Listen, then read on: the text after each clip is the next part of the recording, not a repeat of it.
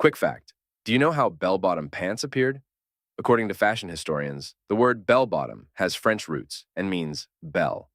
This form of trousers appeared in the 1810s in the American Navy primarily due to practicality. When climbing onto a yardarm, mooring to a sloping shore, or cleaning the decks of a ship, the sailors easily rolled them up so as not to wet their trousers.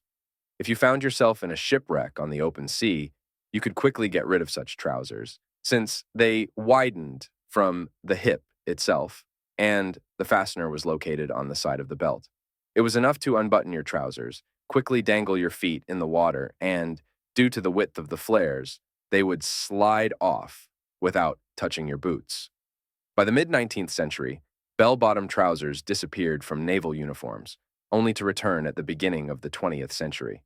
True, only naval officers, mainly students of the Naval Corps, wore them. Sailors were strictly forbidden to alter government trousers and wear bell-bottoms.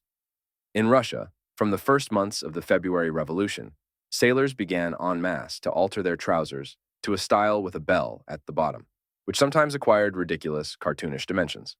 Flares entered everyday fashion as an element of modern style in the 1970s, and since then, over the following years, they have periodically returned again.